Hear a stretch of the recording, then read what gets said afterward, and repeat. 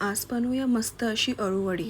त्यासाठी आपल्याला घ्यायचं आहे बेसन, हळद, मिरची पावडर, तीळ, धणा पावडर, मीठ, गूळ, आगळ, थोडंसं तेल, गरम मसाला, शेंगदाण्याचं कूट, मिरचीची पेस्ट, थोडीशी कोथिंबीर आणि मिश्रणमध्ये थोडंसं पाणी ॲड करून त्याला छान असं मिक्स करून घ्यायचं आहे. मग त्यात ॲड करायचं आहे थोडंसं तेल आणि मग हे मिश्रण आपल्याला अळूच्या पानांना छान असं लावून घ्यायचं आहे. चा रोल करताना तुम्ही त्याला असं साईडून फोल्ड करून घ्या आणि त्याला पीठ लावून घ्या आणि मग रोल करताना सुद्धा त्याला असं हळूहळू छान असं घट्ट रोल करताना पीठ लावून घ्यायचं आहे. आणि मग तुम्ही इथे त्याला एक 15 ते 20 मिनटं स्टीम करून घ्यायचं आहे.